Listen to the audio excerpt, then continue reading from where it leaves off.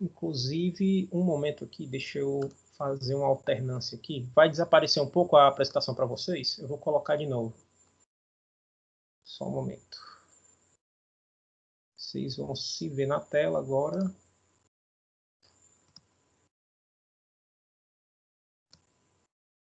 Só passando aqui para que a gente possa conferir na nossa apresentação. Deixa eu só conferir aqui, só um momento. Beleza. Então, como eu disse, pessoal, para vocês, o ocioide, né, ele está aqui mais na posição medial e ele tem, digamos assim, duas serventias principais, né, que seria a questão da inserção de algumas cartilagens e também a inserção de alguns músculos. As estruturas principais do ióide são os cornos, né, os cornos maior e o corno menor, e ele tem essa estrutura aqui mais achatada, chamada de corpo. Aqui vocês estão vendo uma vista anterior, né? É bom, pessoal, sempre vocês darem uma revisada. Eu não sei se vocês estão... como é que está a questão da leitura de vocês. Por favor, eu peço que vocês não atrasem, tá? A gente lembrar aqui as posições, né? Então, a gente tem aqui a vista anterior, igual a essa vista aqui. A gente vê aqui no item B, né? No desenho B, ele de uma maneira mais ampliada. E aqui numa vista lateral direita, o mesmo ocioide, onde a gente pode observar novamente aqui o corno maior, o corno menor e aqui a parte do corpo. Esse ocioide, pessoal, ele tem uma questão importante, principalmente na criminalística, quando a pessoa, né, para saber se uma das causas morte, né, pode ter sido estrangulamento, geralmente esse osso aqui ele é verificado porque, devido a uma pressão grande, ele pode vir a se romper. Então, ele pode ser utilizado como um osso para detecção na questão de morte por sufocamento ou por asfixia. Vou mostrar agora aqui para vocês, pessoal, esse ocioide aqui. Acho que seja essa a figura, só um momento.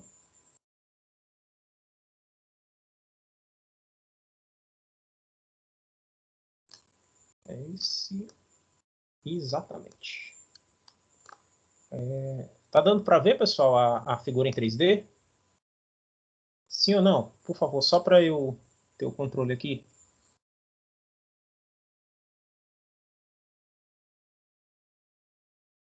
Por favor, se vocês puderem me responder no chat, eu agradeço.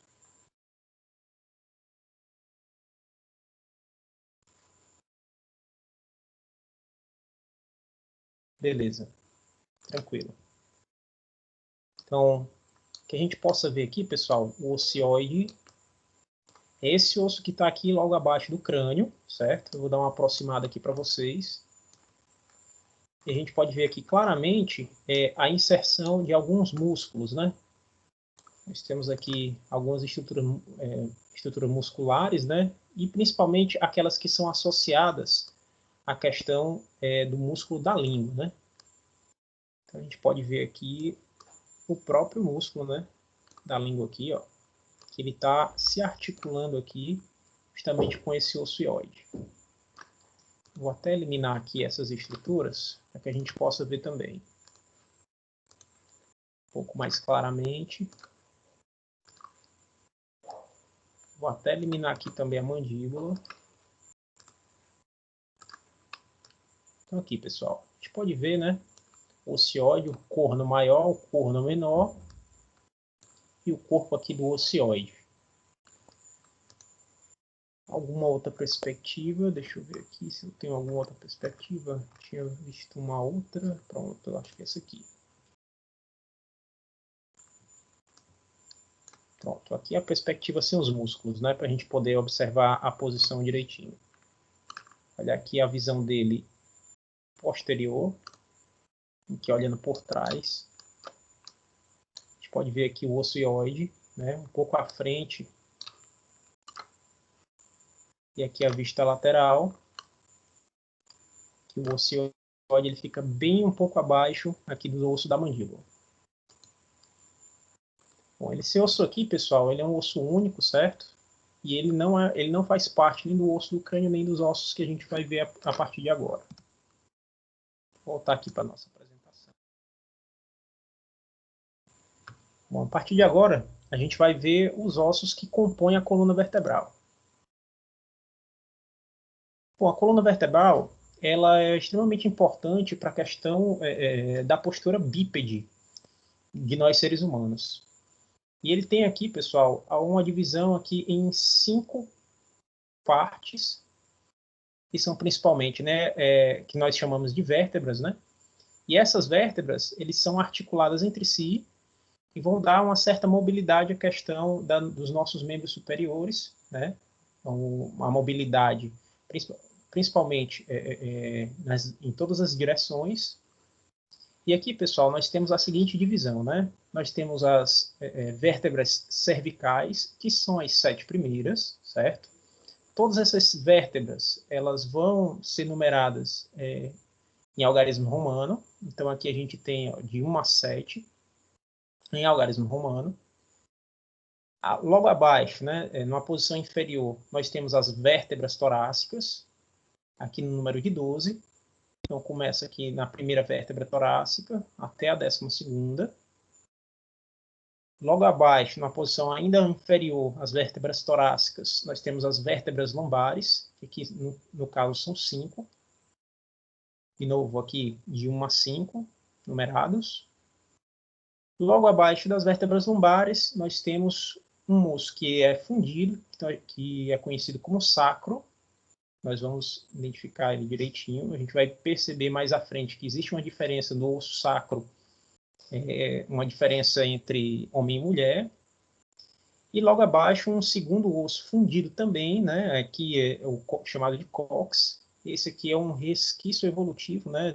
de nossos ancestrais que eventualmente possuíam um rabo. Isso aqui é conhecido como um osso ancestral.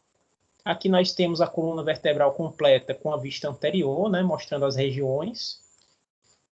E aqui nessa figura ao lado, nós temos aqui a mesma coluna vertebral. Aqui, atentem que essa é a visão anterior, a gente está vendo uma visão lateral, e aqui é a posição anterior, e aqui para trás a posição posterior. E a gente percebe que a coluna vertebral normal, ela tem algumas curvaturas, né? Aqui a gente tem a curvatura cervical, né, formada por essas vértebras cervicais, né? Nós temos aqui uma segunda curvatura, que é a curvatura torácica, a terceira curvatura, que é a lombar, né? E a curvatura sacral, né, formada pelos ossos do sacro.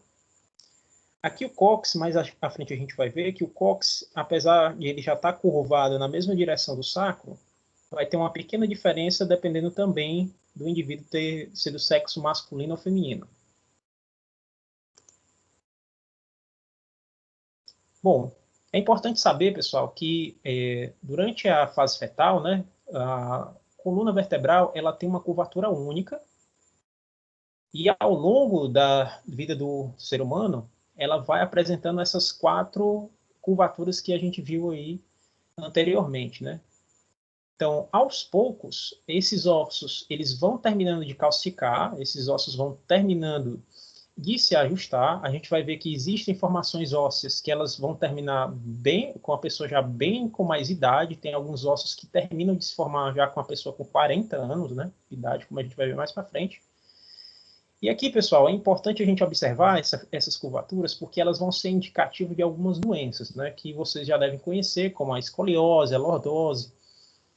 Então, só voltando aqui para a gente ver novamente as duas curvaturas, a curvatura, na verdade, né? E aqui a gente pode ver na visão anterior que não há curvatura, né? Aqui a gente pode ter, né, dependendo do caso, curvaturas laterais que vão causar problemas que a gente vai destacar um pouquinho mais à frente.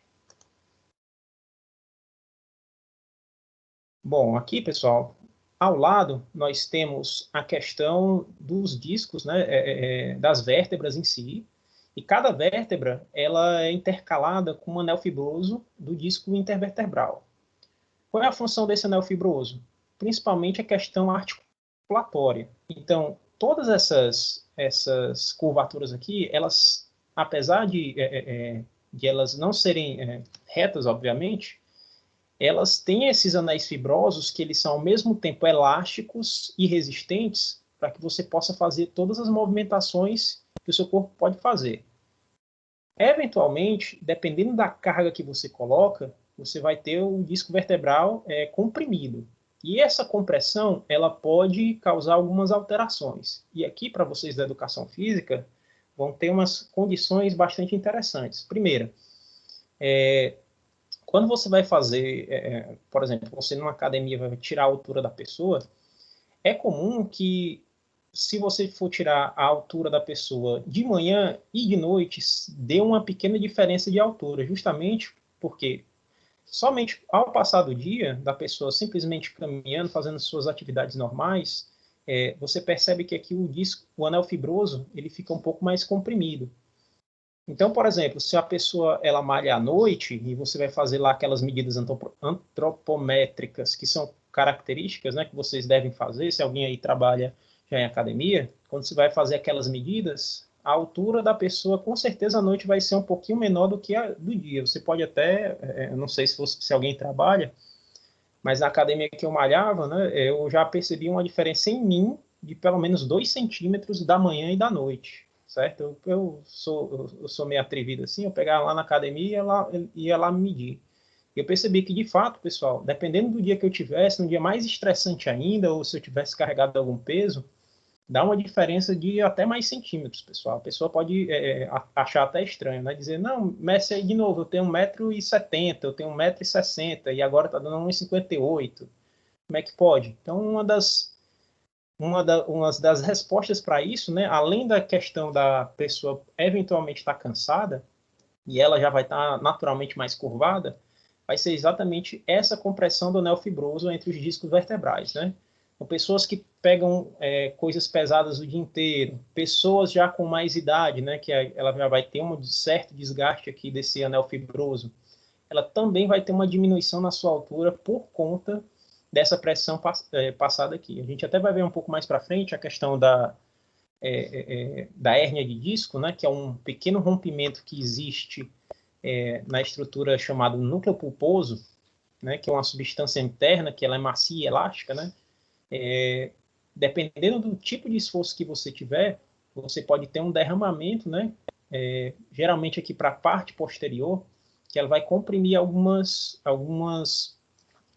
uma parte do seu sistema nervoso e pode causar dor e tal, mas isso aí a gente vai ver um pouco mais para frente. Então aqui, pessoal, a gente tem novamente, né, uma vértebra comum, certo? Aqui a gente tem uma vista superior da vértebra. E geralmente, né, aqui as vértebras elas têm um corpo, né, chamado de corpo vertebral. Internamente você vai encontrar um forame. Vocês lembram que a gente viu na aula passada, né, os tipos de processos, né? O forame é uma abertura que podem passar vasos, veias. Aqui no caso o forame vertebral vai passar a medula espinhal, né?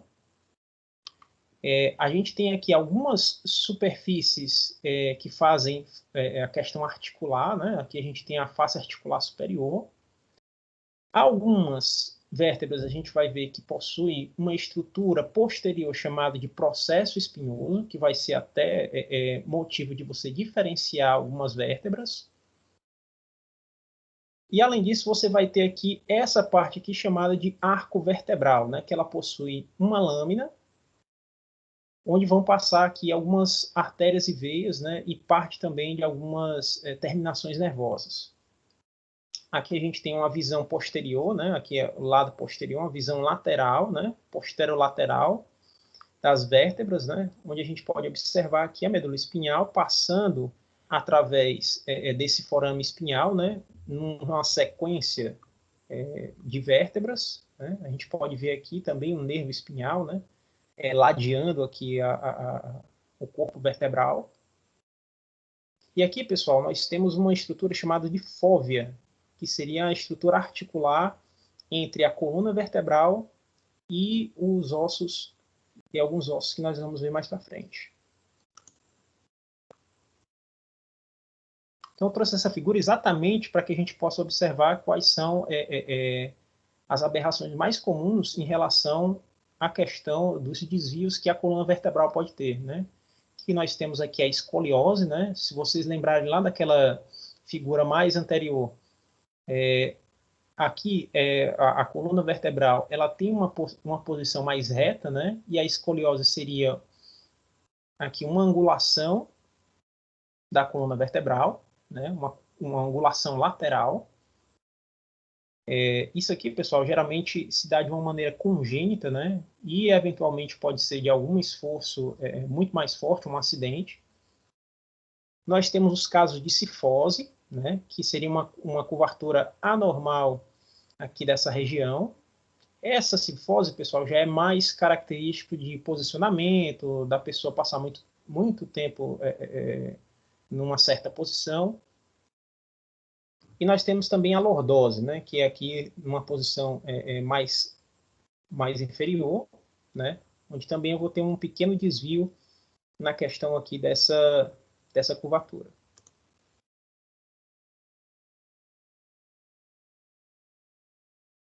Francisco José diz assim, a lordose é interessante. Eu não acho interessante não, cara.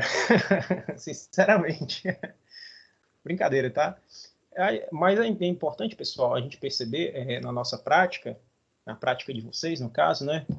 Eventualmente a pessoa, quando ela se apresenta a vocês, caso você pretenda ser um personal ou você trabalha em academia, é interessante você perceber, porque às vezes o próprio aluno, ele não percebe que ele tem um pequeno desvio, né? Às vezes ele acha que é normal, né? E você, como profissional de educação física, tem que ser capaz de observar eventualmente algum tipo de curvatura anormal e de repente passar algum exercício para que você possa ter essa correção, né? Essa correção postural. Algumas dessas deformações, digamos assim, elas são perfeitamente curáveis com determinados tipos de exercício, né? Então, eu vou mostrar aqui para vocês, pessoal, aqui na nossa imagem 3D, a coluna vertebral em destaque. Então, aqui a gente tem uma visão anterior. Vou mostrar aqui para você a posição posterior. A gente pode observar que alguns ossos, eles possuem essas projeções laterais, certo? Vou até aproximar aqui.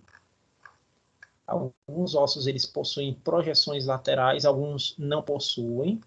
A gente pode observar aqui também lateralmente que algumas dessas projeções aqui mais medianas, elas são únicas, como a gente pode ver aqui, e algumas delas são bífidas. E a gente vai ver um pouco mais para frente quais são as diferenças entre elas. Aqui eu vou colocar uma visão lateral, certo? Que a gente pode ver as inserções das costelas, chamadas de fóveas, a gente vai ver um pouco mais à frente. E aqui nós temos também um forame formado na articulação entre uma vértebra e outra. E a gente vai ver mais para frente. Voltando lá para a nossa apresentação. Dito isso, essas vértebras, pessoal, essas vértebras aqui, elas são as vértebras mais comuns. Mas como eu disse para vocês, dependendo do tipo de vértebra, alguma dessas estruturas elas podem estar mais ou menos proeminentes, que é o que a gente vai ver agora. A gente vai continuar vendo ainda a coluna vertebral, só que dentro do contexto do tórax, né? Então a gente vai ver cada região, né, agora individualizada, né? A gente vai ver aqui os primeiros ossos, né, das vértebras cervicais, né, que são as mais superiores. As vértebras cervicais, as duas primeiras têm um nome especial chamado de Atlas. Eu não sei se vocês sabem, mas Atlas é a figura mitológica lá grega, né, que em teoria segura o mundo, né, nas costas. Abaixinho demais. Oi? Vai com fone, viu? Valeu, cara. Oi? Ei, tem umas bichinhas bem boazinhas, viu, mano? Caramba, não é? Só vai esse mudo aqui. Pessoal, por favor, não tentem desativar, tá? Quando vocês entrarem aí. Aqui com vocês. Como eu estava falando, né? As duas primeiras vértebras cervicais, elas têm um nome de Atlas, certo? E articulado a ela, nós temos o axis, né? Que é a C2. Né? E as outras não têm nenhuma nomenclatura especial. Então, aqui nós temos uma visão posterior dessas vértebras articuladas, né? Perdão. É importante, pessoal, aqui dentre essas duas primeiras, você pode se perguntar, né? Por que elas duas têm um nome diferenciado e as outras não têm? Porque essas duas primeiras, elas têm uma identificação bastante particular, né? A parte do Atlas, ela tem uma incisura aqui, a qual a parte do axis, ela se articula, formando essa estrutura aqui chamada de dente do axis, que a gente vai ver mais para frente, são as estruturas ósseas responsáveis pela questão dos movimentos da cabeça, né? Tanto lateral, quanto para frente e para trás, quanto em círculo. Né? Então, nós temos aqui, né, a Atlas Axis, aí C3, C4, C5, C6 e C7. A gente pode observar aqui claramente, pessoal, que nessa posição aqui posterior, a partir do axis, né, nós temos aqui uma projeção bífida, que ela vai até C6. Aliás, até o C7, né? E aqui já começa a ficar um pouquinho diferente, onde a gente tem aqui essa vértebra um pouco mais proeminente. A Francisco José pergunta, professor, qual delas quebrar a pessoa fica paralítica?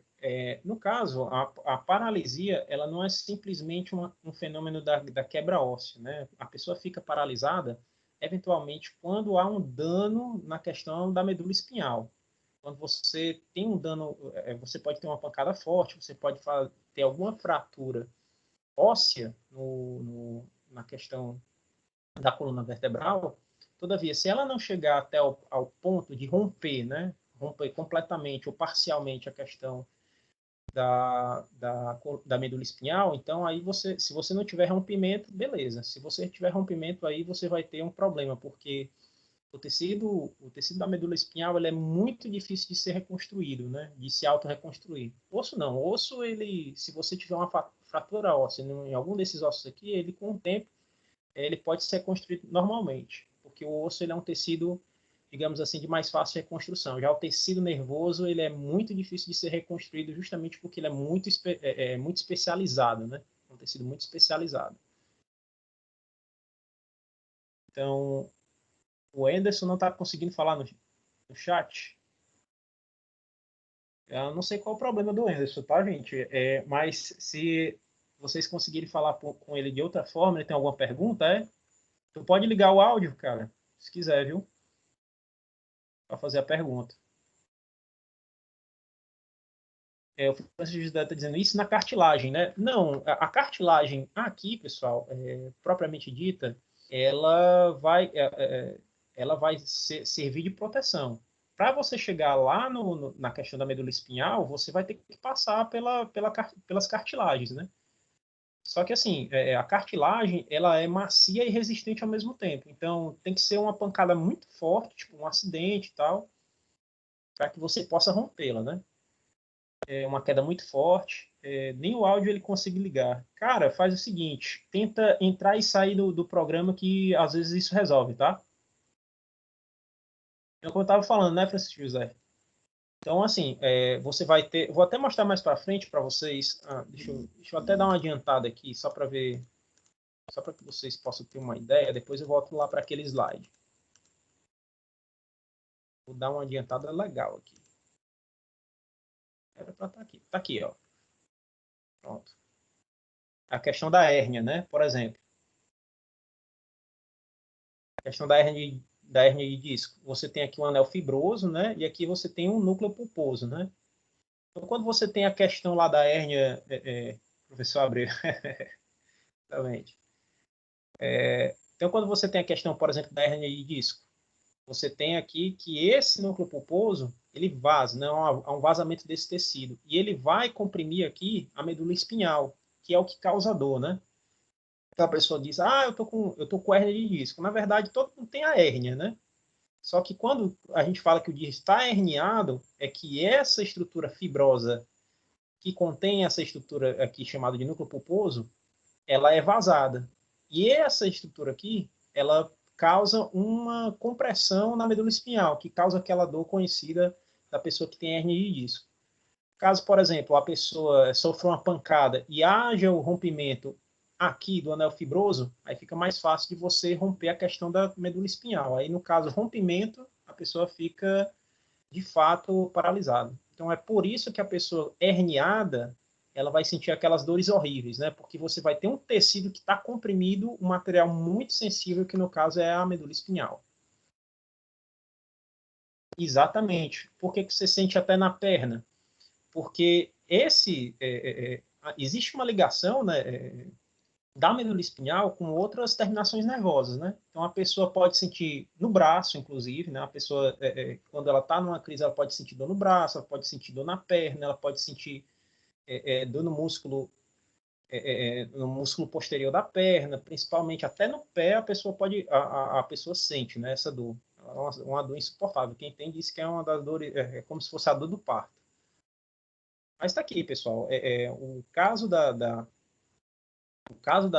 hernia de disco é por causa desse vazamento desse núcleo pulposo que nós estamos vendo aqui. Então, vou voltar lá para aquele slide que nós estamos, né? Que nós estávamos. Só voltando aqui. Cara, assim, a causa desse vazamento, principalmente, é estresse, né? Seja por idade, seja por um negócio muito pesado que houve uma compressão tão grande que houve o extravasamento daquele líquido, né? Daquele núcleo pulposo.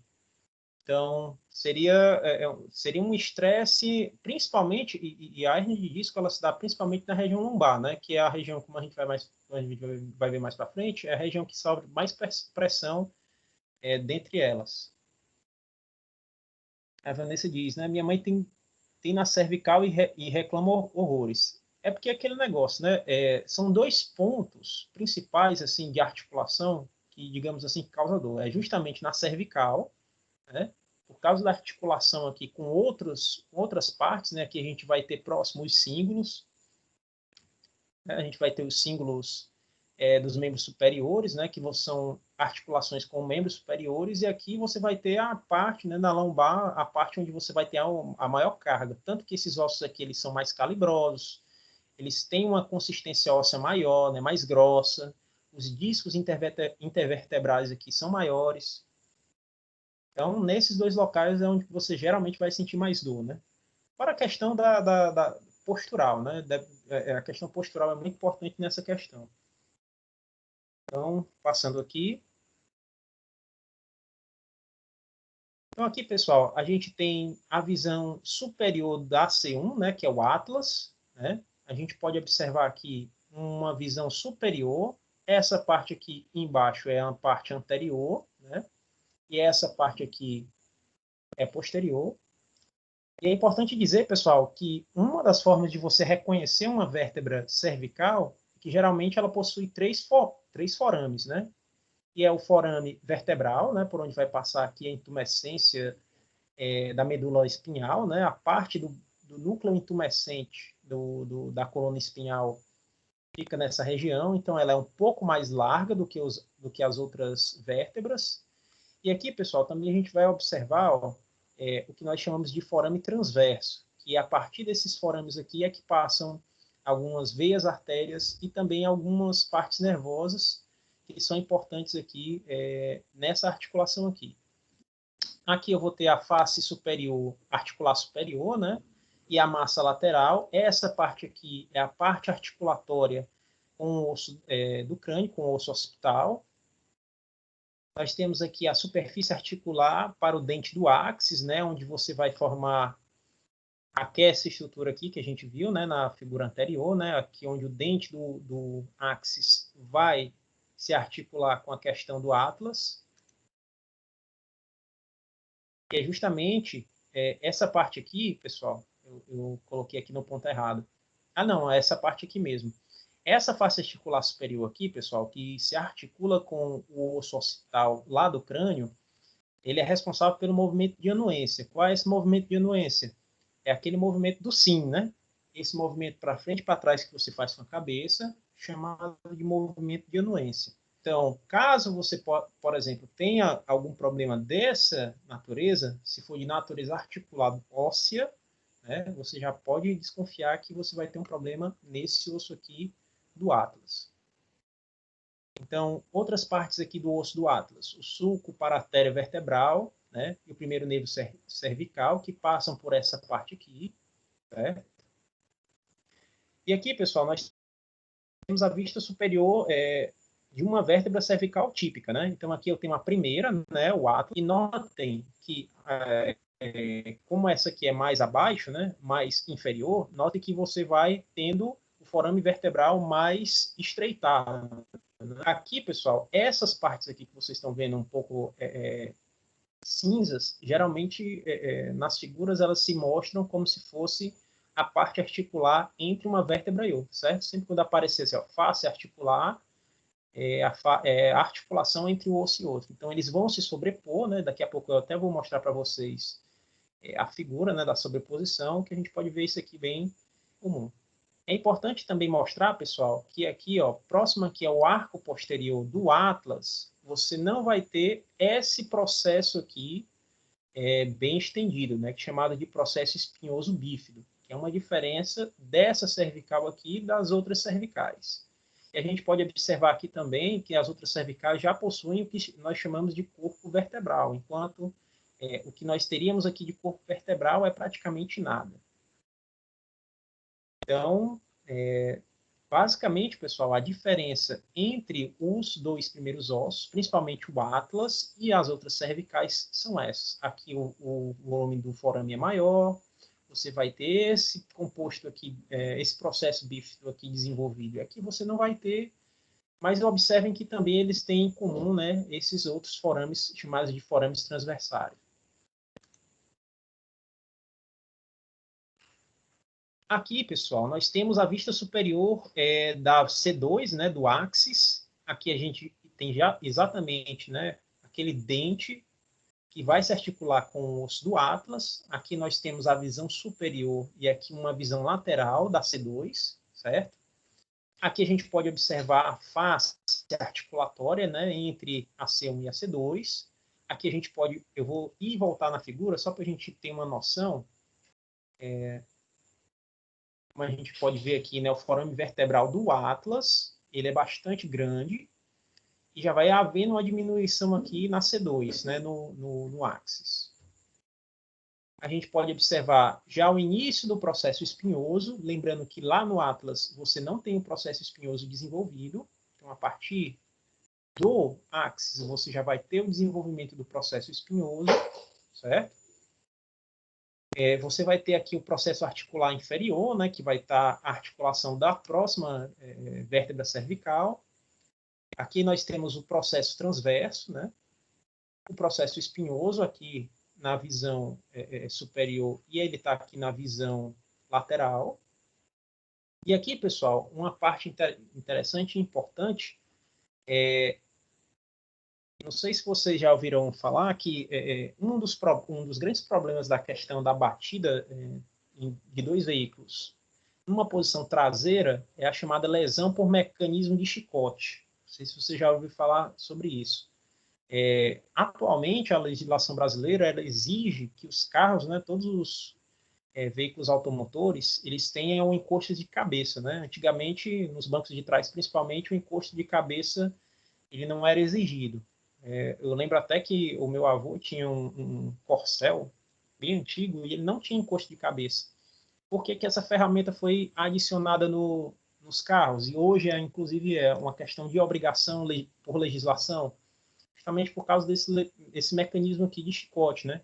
Quando você tem uma batida traseira, a tendência do seu corpo é fazer o quê? É ter aquele continuação, né, do movimento e depois uma volta brusca para trás.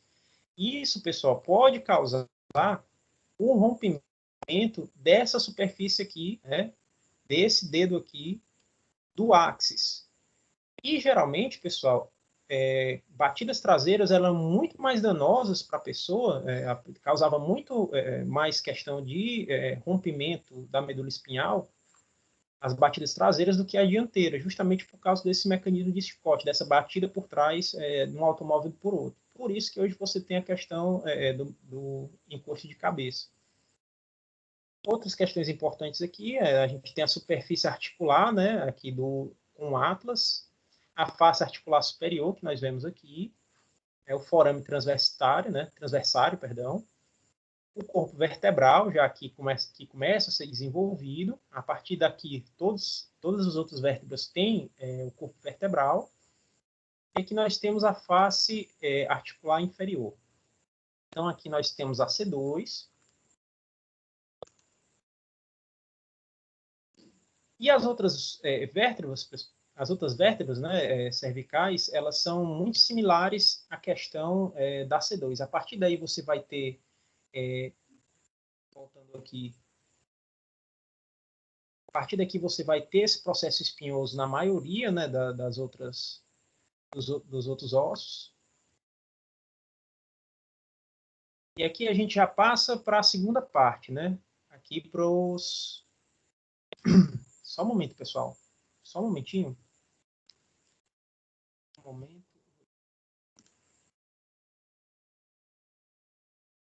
Pessoal, eu vou precisar sair só um pouquinho, tá? Eu volto já. Só um momento. Deixa aqui.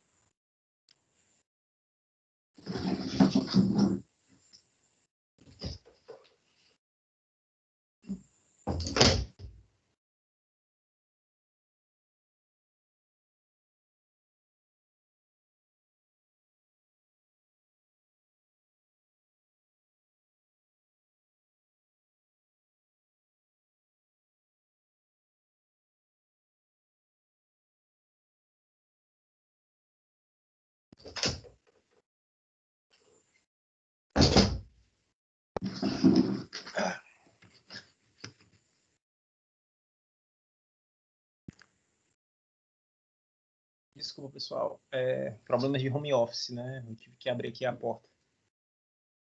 Desculpem aí pelo inconveniente. Então, a gente vai passar aqui, né, pessoal, pelas torácicas agora, né? Então, aqui nós temos a visão, certo? A visão geral das torácicas. Aliás, antes de prosseguir, vou mostrar aqui para vocês a nossa figura aqui em 3D. Para a gente poder destacar justamente aqui uma visão anterior superior. Para que a gente possa ver aqui. Desapareceu. Centralizar. Pronto. Então, aqui a gente tem a visão superior, tá, pessoal? Do Atlas. Aqui a primeira. A gente pode ver aqui os forames laterais. A gente vai ver agora. Virar. Vira.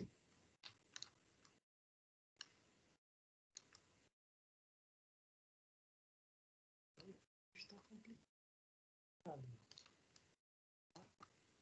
Vamos lá. Aproxima. Pronto. Aqui, pessoal, a gente tem a C1, certo? A gente pode observar aqui, né, que ela não tem aquele processo espinhoso na visão lateral. Vou pela visão que é melhor.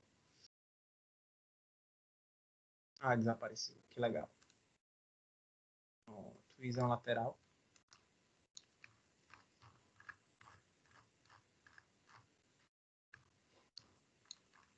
Só um momentinho.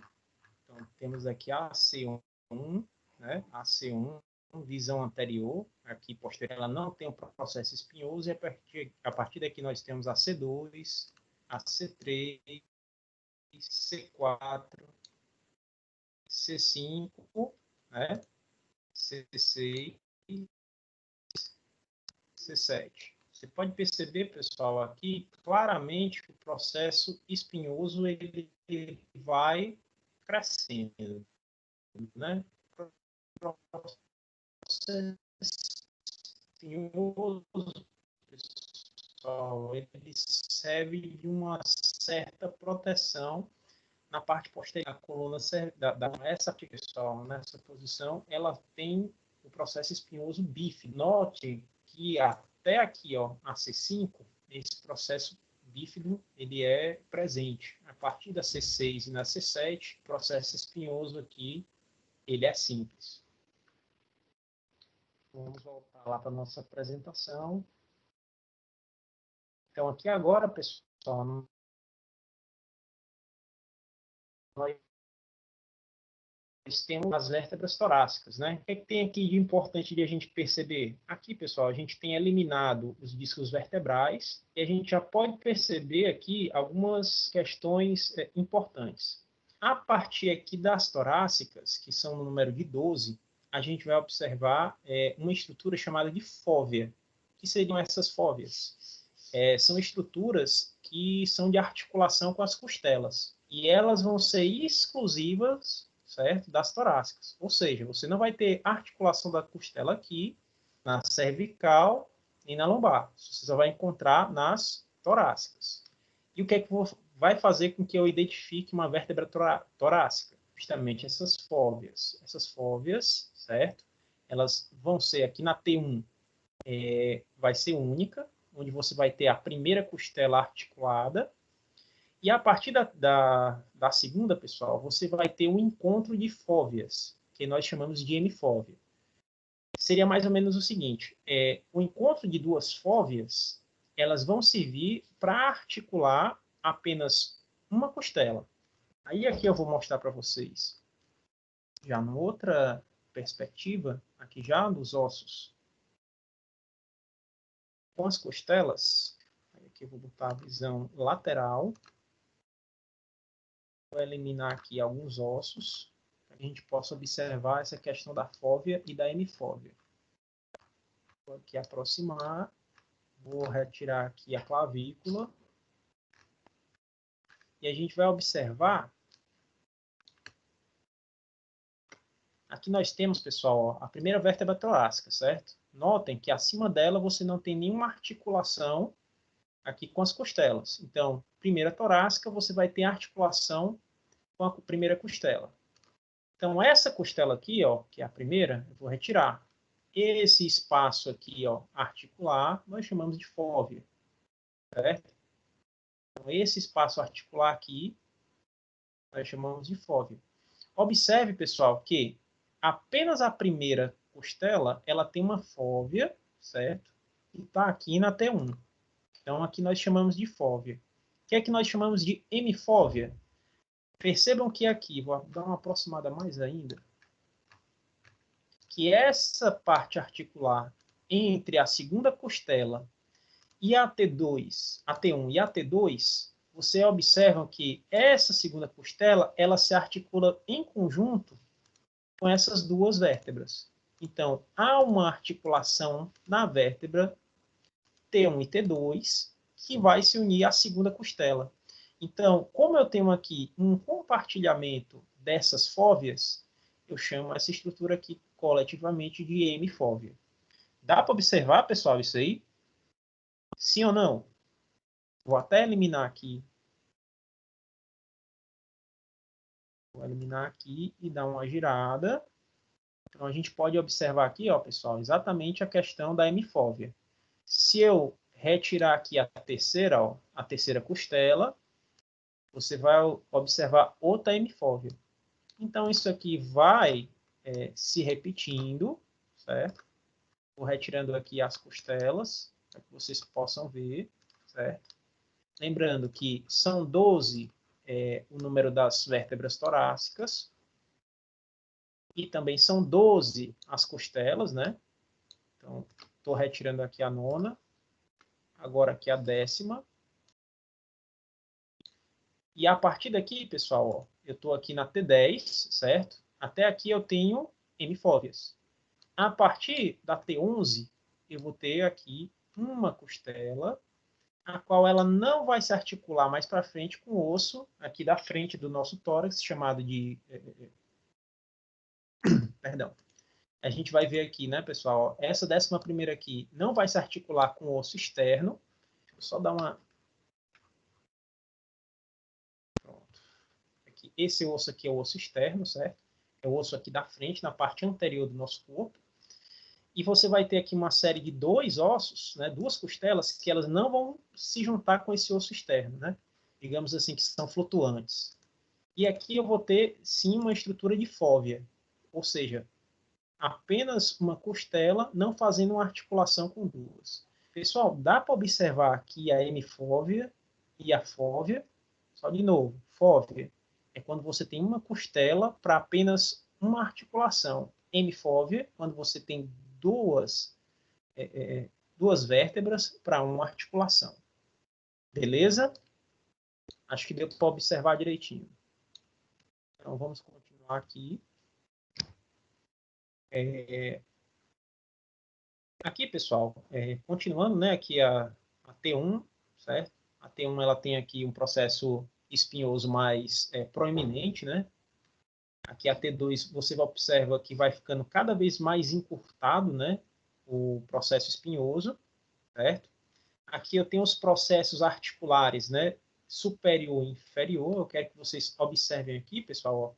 Você vai ter uma fóvea chamada de fóvea costal, né? Que ela vai se articular em um osso superior. Né? Aqui eu tenho uma T9 e aqui, por exemplo, a T10, né? Voltando aqui à nossa figura em 3D, essas estruturas, eu vou eliminar aqui uma vértebra para ficar mais claro. A gente pode observar aqui. Essa estrutura aqui, ó, pessoal. São as fóveas que fazem a articulação entre uma vértebra e outra. Então, eu tenho aqui a vértebra T5 e a T6, e a união entre elas, né, você vai ter essa fóvea aqui chamada de fóvea vertebral. Enquanto você vai ter essas fóveas aqui, essas fóveas aqui estão relativas às costelas. Deixa eu ver se tem mais alguma coisa importante aqui. A gente pode observar também, pessoal, né, lateralmente aqui, que as estruturas entre as vértebras, você tem um forame chamado de forame intervertebral. Esse forame aqui intervertebral, pessoal, ele passa algumas estruturas, algumas estruturas nervosas que são importantes também, que merecem, que justamente que justificam essa questão aqui do processo espinhoso, né, de proteção. Passando aqui, nós temos aqui, né, uma visão superior, né, uma vista superior das vértebras torácicas, né? A gente pode ver aqui o processo espinhoso, né, bem destacado. A gente tem aqui a fóvea costal do processo transverso, né? Aqui nós temos o forame vertebral, certo? Aqui o próprio processo transverso. Aqui eu tenho a face articular superior, certo? Que ela vai se articular com a outra vértebra superior. E mais embaixo, né, eu vou ter a face articular inferior, que vai articular a outra vértebra. Elas são unidas por um pedículo, certo? E aqui lateralmente eu vou ter uma fóvea costal superior, que ela vai ser responsável pela questão da articulação com as costelas. E aqui, né, característico das vértebras a partir de então, um corpo vertebral onde vai repousar a questão dos discos vertebrais. Aqui uma visão lateral, né, no caso na lateral direita, né, que a gente vai observar aqui mais claramente, né, as estruturas das fóveas, certo? Aqui as estruturas laterais articulares das costelas. Aqui eu vou ter voltado para cima, né, e para baixo as faces articulares da vértebra superior aqui a essa e da vértebra inferior a essa, certo? Aqui novamente, né, os processos que a gente já discutiu anteriormente, né? O processo espinhoso, novamente, o pedículo. Passando para a próxima parte, né, que aqui no caso nós temos as vértebras lombares. Como eu disse para vocês, pessoal, as vértebras lombares, elas são as que causam, elas que suportam mais a questão do peso do nosso corpo, né? E elas são as que são mais fibrosas, né? Que o disco intervertebral ele é mais fibroso, ele é mais resistente, justamente para suportar essas várias cargas, né? Aqui a gente tem uma vista lateral direita, né, dessas vértebras lombares. Uma diferença, pessoal, entre as vértebras lombares e as superiores, que são as torácicas, está justamente nessa questão do processo articular superior e inferior. Se a gente voltar aqui um pouco nesse slide anterior, a gente vai observar que a face articular superior e inferior dessas vértebras torácicas, elas estão direcionadas para cima e para baixo, justamente para que você tenha uma articulação com a vértebra de cima e a vértebra de baixo. No caso das lombares, você vai ter essa projeção aqui de uma maneira lateral. Compare aqui comigo. Aqui, deslocado para cima ou para baixo. Já nas lombares, você vai ter um destacamento aqui que vai ser lateral. Inclusive, eu quero destacar aqui para vocês, na nossa imagem 3D, certo? Aqui, ó, a gente vê claramente, ó, para cima e para baixo. Aqui, ó, a parte articular para cima e para baixo. Vou dar uma chegada mais perto aqui, certo?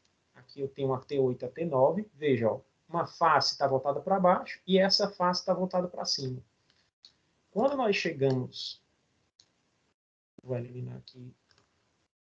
Quando nós chegamos aqui na primeira lombar, note a diferença. Existe uma diferença aqui, ó. Veja, a penúltima torácica, a 11, para baixo. A 12ª para cima.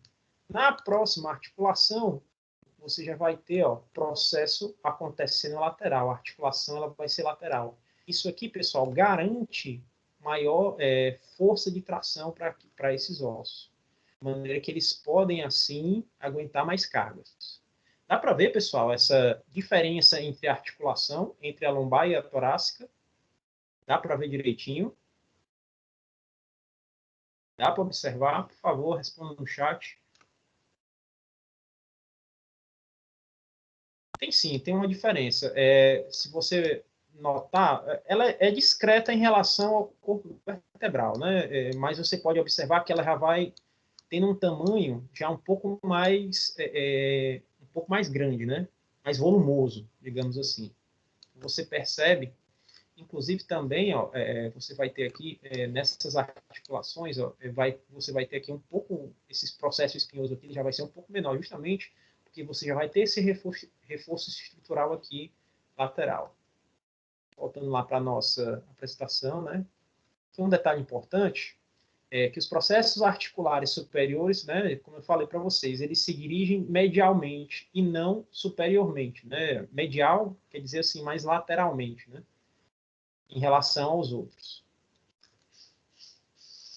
Em relação ao processo espinhoso, né, ele faz uma forma chamada de forma quadrilátera, né, que você pode ver aqui, ela forma como se fosse aqui um quadrado, né, a superfície externa de um quadrado, ela não é tão espinhosa, digamos assim, né, não é tão pontiaguda como lá nas torácicas. Então aqui a gente tem as visões, né, superior e lateral direita, né, das vértebras lombares, né. A gente tem um corpo vertebral que ele é já bastante proeminente.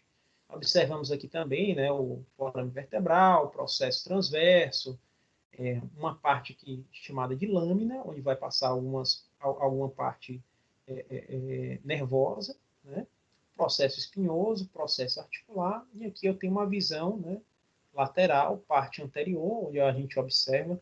Pessoal, é extremamente importante que vocês observem essas posições aqui, certo? Que vocês relembrem lá das nossas aulas passadas os termos de posição, certo? Lembrando que aqui é anterior, né? E posterior, também aqui chamada de ventral e dorsal, né? Voltando aqui, ó, vou até centralizar a visão e dar uma afastada. Para que a gente possa observar, né? Aqui a anterior ventral, aqui o ventre, né? Digamos assim, e aqui posterior, certo? O dorsal. Aqui, como eu tinha falado, né, pessoal, a questão da hérnia de disco, né? Aqui o anel fibroso externo, né? No corpo pulposo, e eventualmente quando ele, digamos assim, derrama, né? Quando ele excede aqui essa parte, ele pode entrar em contato com a medula espinhal e causar as dores conhecidas, né, da questão da hérnia de disco. Lembrando, pessoal, que dependendo da intensidade dessa questão de hérnia, né? Hoje em dia nós temos técnicas cirúrgicas onde você pode substituir esses anéis fibrosos aqui, né, por estruturas para que a pessoa possa aliviar a dor, né? Ou você pode fazer aqui cirurgias tanto de reconstrução quanto de eliminação e substituição, né, dessas estruturas aqui. Então, tem essa tabela aqui, certo, pessoal? Comparação entre as principais características estruturais, né, entre as vértebras que a gente viu agora, né, a cervical, torácica e a lombar. Pode ver aqui claramente em relação ao corpo, né, ó, as diferenças, né, os tamanhos, tamanho pequeno na cervical, grande na torácica e lombar, como ela tem essa capacidade de exportar mais peso, ela é a maior de todas, né? Forames, você tem um vertebral e dois transversários, e os outros têm apenas o forame vertebral. Quanto aos processos espinhosos, aqui eu vou ter um processo espinhoso mais fino, né? Lembrando, entre a C2 e a C6, eles são bífidos. Aqui eu tenho um processo espinhoso na torácica, que ele é mais espesso, né, e mais longo, enquanto na lombar você vai ter um processo espinhoso mais curto, né? Mais romboso, né? Digamos assim, mais quadrado, né? Em relação aos processos transversos, né? São pequenos, né? Aqui a gente pode observar que praticamente não há processo transverso, e aqui são grandes, né? E aqui eles são bem maiores, processo transverso. Em relação às fóveas articulares, não existem essas fóveas articulares, certo? Nem nas cervicais, nem nas lombares, lembrando que essas fóveas são articulações com as costelas que vão estar presentes apenas nas vértebras torácicas. Em relação à direção das faces articulares, né, superior e inferior, né, você vai ter aqui aquele direcionamento que eu mostrei para vocês, né, aqui superior e inferior, né, dependendo da torácica ou da cervical, e aqui medial e lateralmente, no caso da lombar. E no caso do tamanho dos discos intervertebrais, né, aqui eles são espessos comparados com o tamanho dos corpos vertebrais. Aqui eles são mais finos, né, em relação aos corpos vertebrais. E aqui eu vou ter exatamente o disco intervertebral mais espesso, novamente destacando a questão do corte de peso. Bom, pessoal, passadas essas vértebras aqui, vértebras articuladas, né, que são separadas pelos discos intervertebrais, nós agora vamos passar para as duas peças ósseas, que elas são peças ósseas fundidas, né, que são os ossos do sacro, né, o osso do sacro, na verdade, e o osso cóccix, né. Aqui um detalhe importante, pessoal, interessante, na verdade, né, que as vértebras sacrais elas começam a se fundir nos indivíduos entre 16 e 18 anos. Então, essa parte aqui, pessoal, até essa idade, ela não está completamente ainda formada. Aqui você encontra ainda um pouco de cartilagem, né, que ao passar do tempo, né, mais ou menos nessa idade aqui, você vai sendo substituído por osso, né? E ele se completa, ó, pessoal, até mais ou menos os 30 anos, né? Ou seja, você vai ter aí um processo de formação óssea que vai durar até os 30 anos, né? O que nós podemos destacar aqui do osso, né? Nós podemos destacar aqui o processo articular superior, né, em relação à última lombar, né? Nós temos aqui a base do sacro, né, que vai também se articular com a última lombar. A gente vai ter aqui de importante alguns forames, né, forames sacrais, que eles vão ser importantes também para a passagem de alguns vasos e de algumas partes nervosas, né?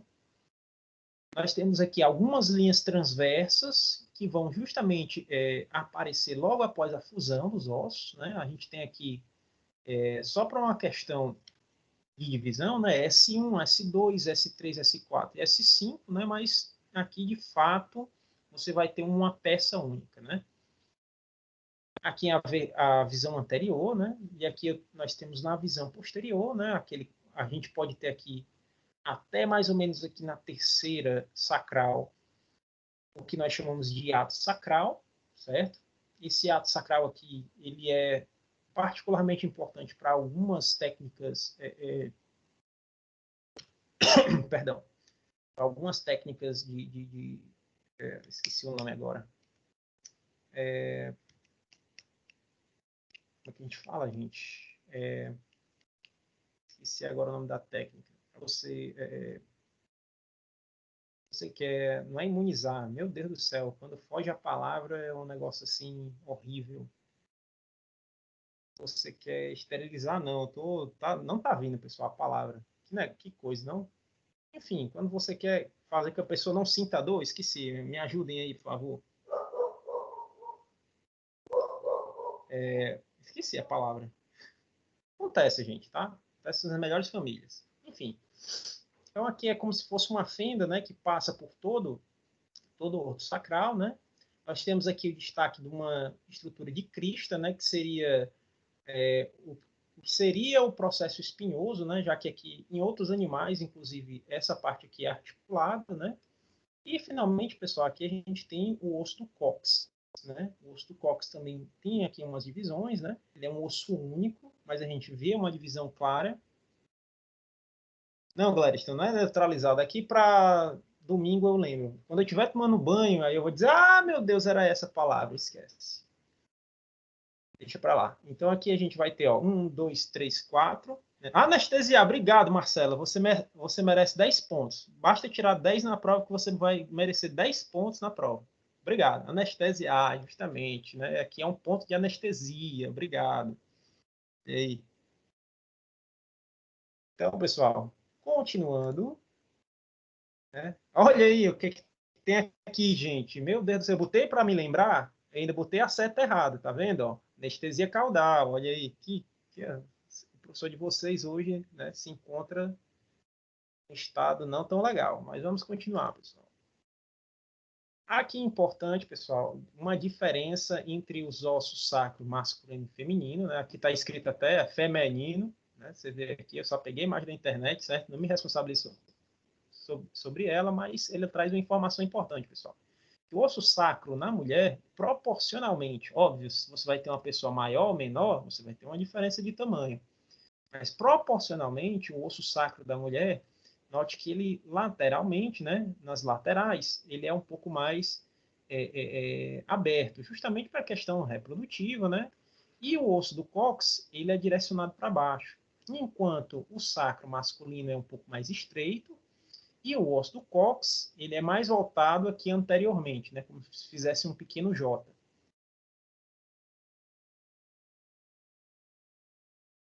Bom, pessoal, os ossos que nós vimos agora, eles são os ossos do tórax que ladeiam a parte posterior, né, que a gente viu aqui agora, né, aqui a parte posterior do tórax, né. Agora a gente vai ver os ossos da parte anterior do tórax, né, que são o externo, né, que é esse osso aqui mais medial, certo? Que a gente vai daqui a pouco ver as divisões dele. E também, pessoal, as costelas, né? As costelas que são no número de 12, exatamente o número das costelas torácicas, certo? E em destaque aqui, pessoal, nós temos a primeira estrutura, que é o externo, certo? Aqui nós temos uma visão anterior do externo, certo? Nós estamos olhando aqui nossa figura de frente, onde nós encontramos aqui a incisura jugular, certo? Aqui superior, nessa parte superior. Nós temos as incisuras claviculares. Aqui nós temos essa incisura próximo aqui da jugular. E a incisura clavicular, que vai fazer a articulação aqui, ó, com a clavícula. A gente tem essa peça aqui, né, onde tem essas incisuras chamadas de manúbrio, né? Nós temos aqui o ângulo external que faz a articulação com a parte do corpo do externo, certo? E aqui nós temos a terceira peça, chamada de processo chifoide, que está na parte mais inferior. Né? Aqui em relação ao destaque, aqui é o destaque do externo, né? Onde a gente vai ter aqui as articulações com as costelas. Aqui, pessoal, nós observamos que entre as costelas nós temos o chamado espaço intercostal, né? Aqui a gente pode observar com uma coloração diferente uma parte de cartilagem. Notem que essa cartilagem, chamada de cartilagem costal, ela é que faz a articulação com o externo e não diretamente a costela. Você pode perguntar, mas professor, eu pensava que aqui era a costela, né? Vinha até aqui, aqui eventualmente teria alguma articulação, por que que aqui eu tenho uma parte cartilaginosa? Pessoal, sempre quando você tiver uma parte cartilaginosa em alguma parte do seu corpo, como por exemplo, você tem cartilagem onde? Nas orelhas, no nariz, né? Aqui na parte da glote, né? Aqui na parte anterior da faringe, justamente para que você possa ter aqui a questão tanto articular, não só articular, mas também de resistência. Aqui, pessoal, a caixa torácica, como todos nós sabemos, ela abrange os pulmões. Os pulmões, elas fazem um movimento, né, de abertura e complacência. Então, essa parte aqui, ela é uma parte que é um pouco mais elástica. Se aqui fosse osso, simplesmente a caixa torácica, ela seria uma caixa extremamente resistente. E você precisa aqui de um pouco de elasticidade, que é garantida exatamente por essa cartilagem costal. Ela permite até mesmo, pessoal, que você possa ter uma certa compressão, uma certa força, né, que possa ser empregada aqui no peito, sem necessariamente você ter a quebra, né, assim, você ter a fratura dessa articulação. Né? Então aqui nós temos, de novo, o externo, né, o manubrio, o corpo e o processo tifoide, certo? Aqui um detalhe, pessoal, né, que os segmentos do externo tipicamente se fundem até os 25 anos, né? Ou seja, até os 25 anos de idade, ou seja, alguns de vocês talvez, justamente, Vanessa, para facilitar a movimentação pulmonar. Esse osso aqui, ó, ele só vai se fundir, ó, até os 25 anos, ou seja, né, esse osso aqui, de certa maneira, ele só vai terminar um pouco já depois da fase adulta, né? Isso aqui, pessoal, toda vez que você vê assim, um osso ele termina com 25 anos, mas professor, quando a gente fica adulto, a gente já tem um corpo completamente formado, a gente a gente observa que não, né, pessoal? A gente observa que até um pouco bem mais, a gente tem até um slide mais para frente, que alguns ossos eles formam-se até os 40 anos, entendeu? É justamente a questão do processo tifoide. Ó. O processo tifoide ele é composto de uma cartilagem. Durante a infância, ela não se ossifica, ó, mas ela só vai se ossificar quando? Ó? Lá para os 40 anos de idade. Ou seja, muitos de nós ainda estamos sofrendo algumas transformações ósseas. Né? E passando para a questão da costela em si, né, pessoal? Aqui a gente tem ó, uma visão posterior, né? A gente está vendo aqui vendo de costas, a nossa figura aqui. Aqui, pessoal, em destaque aqui da costela, nós temos essa face aqui, que é para a face da cartilagem costal, né? A gente tem aqui, ó, bem aqui o osso do externo. A gente tem aqui a cartilagem costal. E aqui, pessoal, ó, eu tenho essa parte aqui que faz a articulação com essa cartilagem, certo?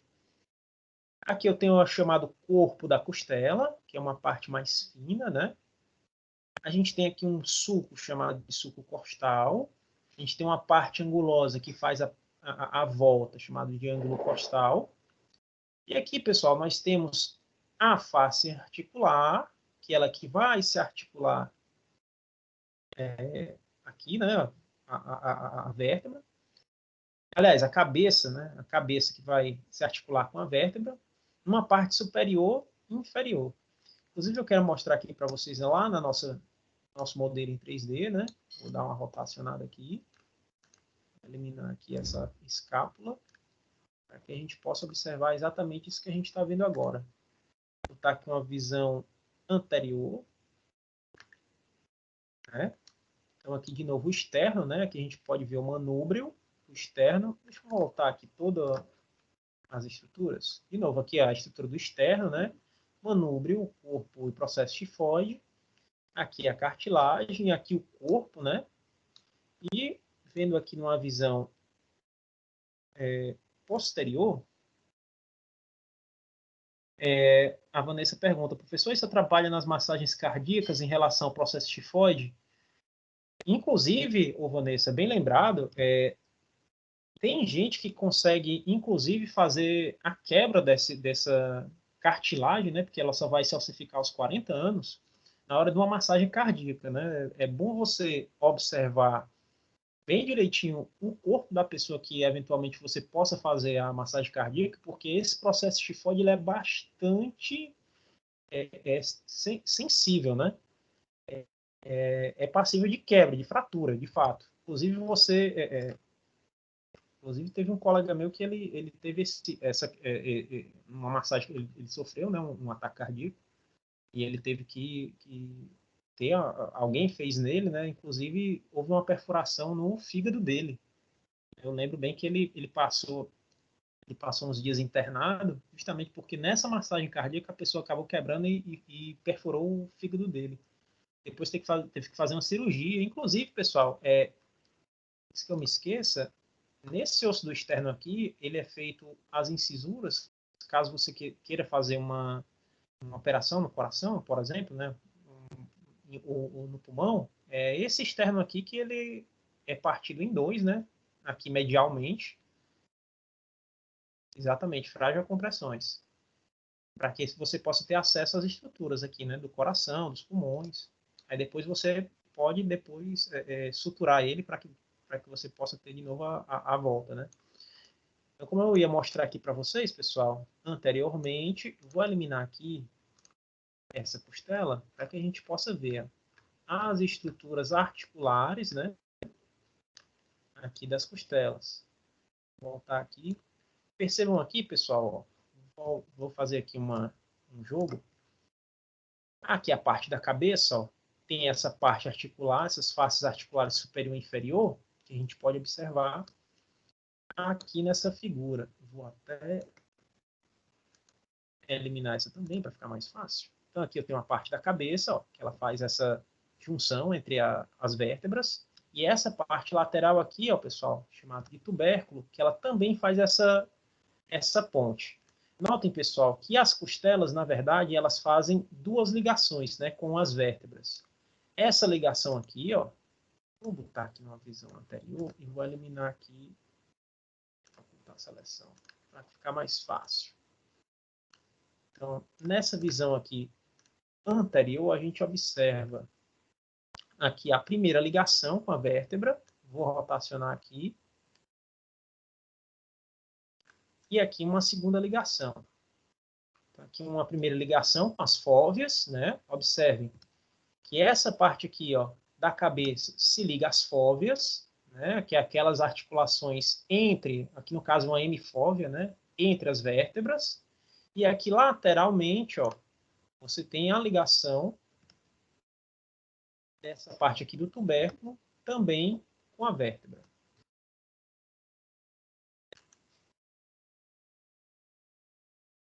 Então, aqui de novo, né, pessoal? Ó, aqui as duas ligações, né? Aqui o tubérculo da costela, né? Com a fóvea do processo transverso. Aqui a ligação do processo transverso, né? E aqui a ligação da cabeça da costela com a fóvea, né? Ou com a hemifóvea, dependendo de qual for a costela, né? Dessa questão. Bom, pessoal, hoje a gente fica por aqui, certo? Na próxima aula, a gente vai ver os ossos do cíngulo, certo? Os ossos do cíngulo, que são os ossos articulares, né, dos membros superiores e inferiores, e a gente vai ver, de fato, os membros inferiores e superiores. E também, dentro da questão, né, pés, mãos, ombros, e tudo que falta da questão dos ossos. Eu não sei se todo mundo estava aqui do começo, pessoal. Vou voltar aqui, vou interromper a nossa gravação. A gravação encerra por aqui.